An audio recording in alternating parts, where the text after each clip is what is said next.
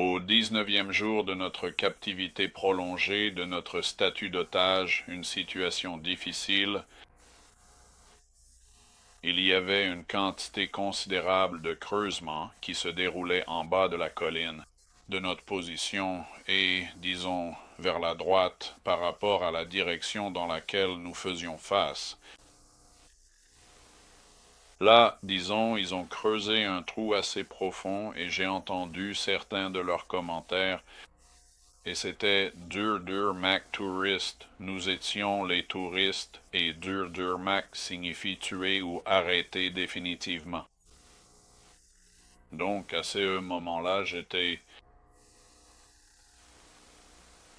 effrayé qu'ils décident de nous tuer et de se changer en vêtements civils et simplement se fondre à travers l'encerclement militaire. C'était bien sûr l'une de leurs options. Et ils avaient prouvé que c'était une option qui fonctionnait. Parce que certains d'entre eux s'étaient changés en vêtements civils, étaient allés en ville, avaient acheté des choses et étaient revenus.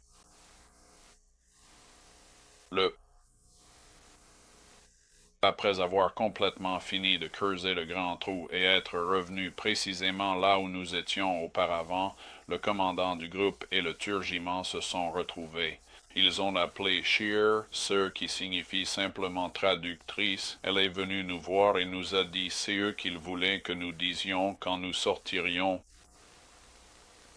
Maintenant, je crois qu'en sortant, il s'agissait simplement de voir à quel point nous étions prêts à coopérer afin qu'ils puissent déterminer le type de risque à prendre pour nous déplacer, ou simplement pour nous tuer et nous enterrer, puis se faufiler eux-mêmes à travers les lignes militaires.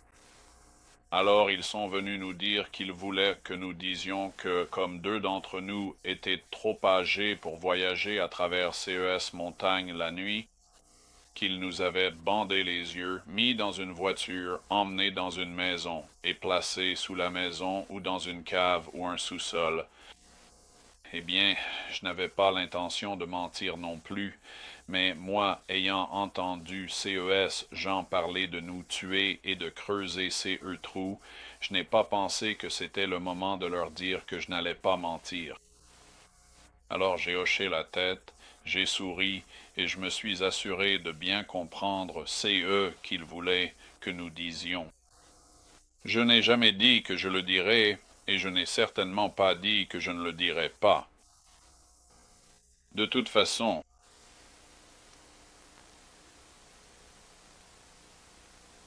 nous, retour à la voiture,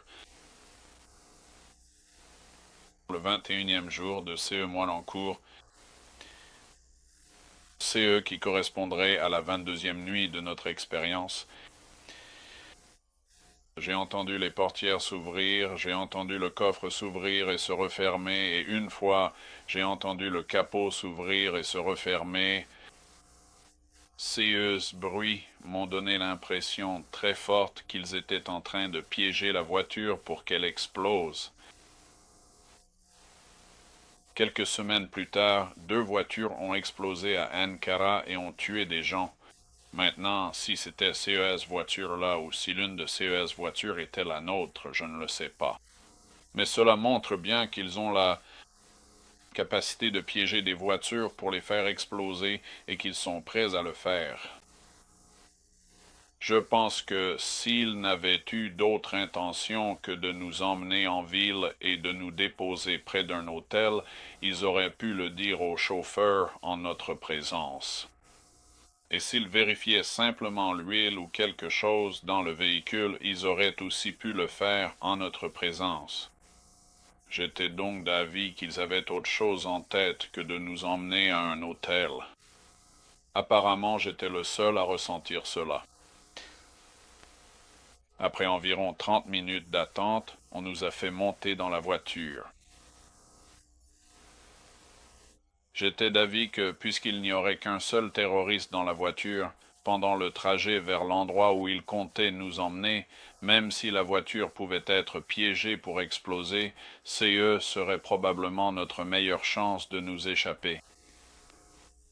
À tout autre moment, il y avait de nombreuses armes braquées sur nous ou près de nous, et nous étions dans un endroit dont nous ne connaissions pas la sortie.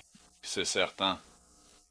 Et il y avait un grand nombre de terroristes entre nous et la route, dans toutes les directions que nous aurions pu choisir de prendre. De plus, ils laissaient des armes près de nous. C'est quelque chose que j'avais déjà vécu lorsque j'ai passé 78 jours dans une prison arabe, accusé d'être un espion israélien. Les armes, bien sûr, auraient été vides.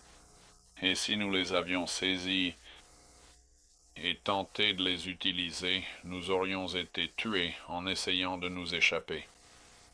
Maintenant, il se peut en effet que CES personnes aient été motivées à nous garder en vie tant que nous coopérions avec elles, mais il était très évident dès le départ qu'elles étaient tout à fait prêtes à nous tuer s'il y avait le moindre avantage à en tirer. Et bien sûr, si nous essayons de nous échapper, alors, dans leur façon de penser, ils ne considéreraient pas cela comme étant de leur, disons, faute. Alors, j'ai choisi de monter dans la voiture juste derrière le conducteur et personne ne s'y est opposé. J'avais gardé un profil très bas et très amical pendant les 21 jours, et je doute sérieusement que quiconque s'attendait à des ennuis de ma part. Aussi, j'étais l'un des plus âgés et j'étais, disons, un peu diminué physiquement. Je me suis en effet gravement foulé la jambe droite. Mais quoi qu'il en soit, j'ai pris cette place. 2 personnes de notre groupe étaient assises à l'avant. C'était un véhicule à siège baquet, une transmission à 4 vitesses, pas une transmission intégrale, mais une 4 vitesses. Et avec CES 2 personnes entassées à l'avant, le conducteur ne pouvait utiliser que la première et la deuxième vitesse en conduisant, et l'état de la route là-bas faisait que c'était tout CE qu'il aurait pu utiliser de toute façon. Puis les 2 autres Américains se sont installés à l'arrière avec moi.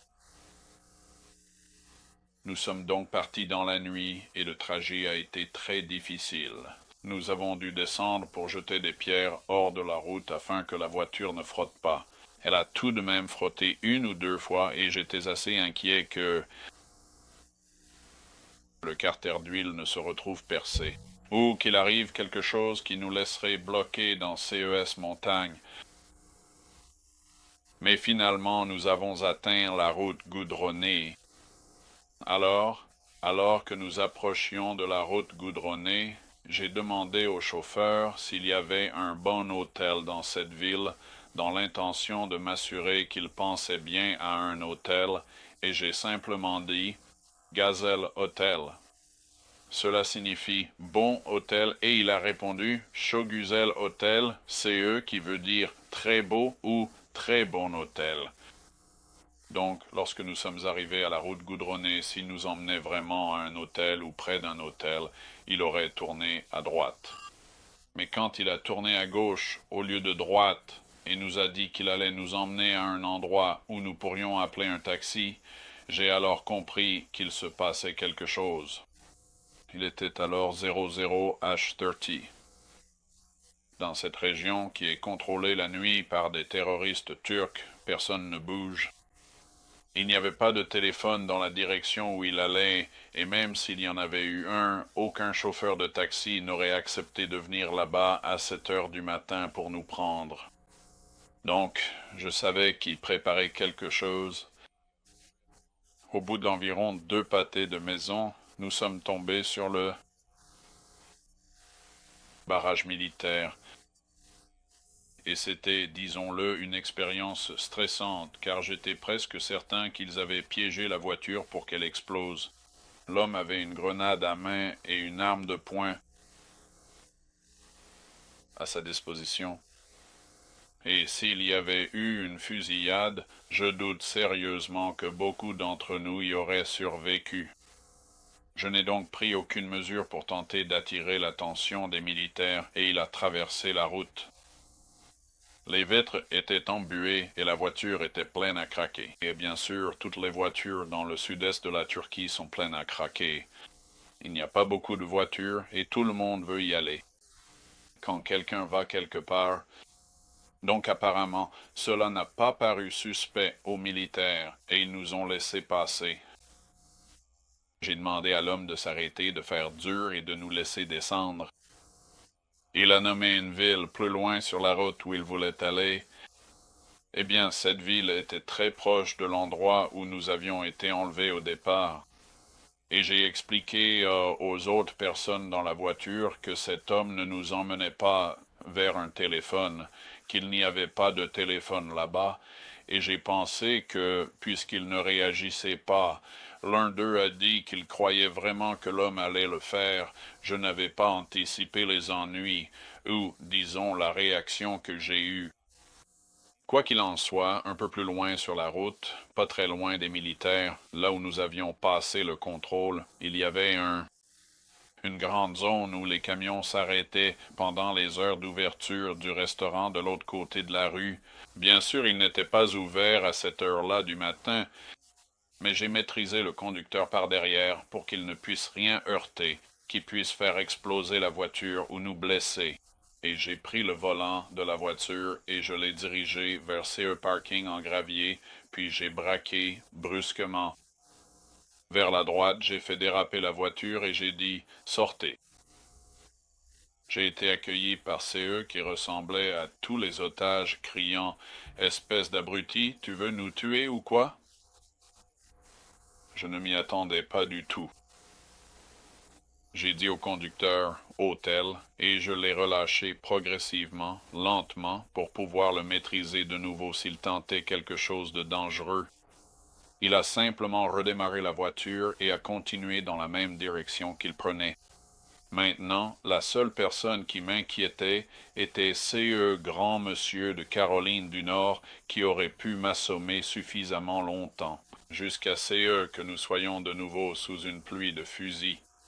Quand je suis, disons, revenu à la réalité, je lui ai donc demandé s'il voulait rentrer chez lui auprès de sa femme et de SES enfants, ou s'il préférait continuer à être otage pour une durée indéterminée. Et il m'a dit qu'il voulait rentrer chez lui, et il l'a dit d'une voix qui ne laissait aucun doute. Il voulait vraiment rentrer chez lui, et il n'interférerait pas. Alors j'ai passé la main entre les sièges baquets, j'ai sorti la voiture de la seconde pour la mettre au point mort, puis j'ai attrapé le bas du volant et je l'ai tourné vers la droite. CE qui l'aurait obligé soit à foncer dans le côté de CE petit pont culvert que nous étions en train de traverser, soit à s'arrêter. Nous n'allions pas assez vite pour nous blesser si nous avions percuté le côté du pont. Il s'est arrêté, j'ai ouvert ma portière et j'ai dit « Sortez ». Alors ils sont sortis, et tout le monde est reparti dans la rue en direction du groupe militaire, et il n'y a eu aucun problème pour parcourir la distance jusqu'à l'endroit où se trouvaient les militaires turcs. Ensuite, nous avons simplement été débriefés. Après cela, nous avons été traités plutôt gentiment. Les vêtements que nous avions portés tout ce temps ont été jetés par l'armée turque. Nous avons pu obtenir des chaussures et recevoir des soins médicaux. Nous avons signé des mandats pour l'arrestation et l'emprisonnement de nos ravisseurs. Ensuite, nous avons été évacués en hélicoptère de là vers Batman en Turquie. Là-bas, l'escadron Black Hawk, un groupe de combat d'hélicoptères, était en manœuvre, et alors que nous survolions à nouveau la zone, nous avons pu filmer un peu de tout cela. Vous remarquerez dans la vidéo qui a été prise à bord de l'hélicoptère que mes yeux étaient constamment occupés à regarder attentivement de chaque côté de l'appareil, et j'avais l'air assez visiblement nerveux. La raison en est que je savais que CES terroristes possédaient au moins 4 fusils automatiques Browning améliorés, tout à fait capables d'abattre un hélicoptère. Et donc, j'étais certain que la nouvelle leur était déjà parvenue, que nous n'avions pas dit CE qu'ils voulaient que nous disions et je pensais qu'il était très probable qu'ils essaient de faire tomber cet hélicoptère américain. Et c'est eux que je ne savais pas, c'est qu'un très grand hélicoptère à double hélice, hérissé d'armement, nous suivait de près. De là où j'étais assis, je ne pouvais pas le voir. Donc disons que je n'étais pas vraiment rassuré jusqu'à ce que nous arrivions à la base d'atterrissage des Black Hawk à Batman. De là, nous avons été transportés à la base aérienne d'Incirlik. Ces gens nous ont traités extrêmement bien. Tout le monde, l'Australien, le Britannique et nous-mêmes. Et disons, nous avons été informés sur le plan psychologique afin que nous ne pensions pas devenir fous si nous faisions des cauchemars à propos de notre retour dans la région ou si nous avions des flashbacks à ce genre de choses. Une femme de Nashville dit que son mari a l'air fatigué et un peu amaigri, mais qu'il est autrement en bonne santé après l'épreuve qu'il a traversée. Mary Nell Wyatt a pu voir aujourd'hui les premières photos de son mari, Ron, depuis que les rebelles turcs l'ont libéré après 3 semaines de captivité. C'est si bon de le voir. Ron Wyatt est un archéologue amateur qui a été kidnappé dans l'est de la Turquie avec 4 autres Occidentaux. Il voyageait constamment à pied. Il les déplaçait toute la nuit et le seul moment où il pouvait dormir était pendant la journée. Et ils ont dit qu'il faisait si froid qu'il n'avait pas de vêtements chauds. Madame Wyatt attend son mari à la maison, début de la semaine prochaine. C'était bien. Première classe, c'est tout à fait exact. Il va vraiment être en première classe, une expérience absolument exceptionnelle et des plus confortables. D'après lui, Michel a appuyé sur ce bouton. Là-dedans, tu peux y aller.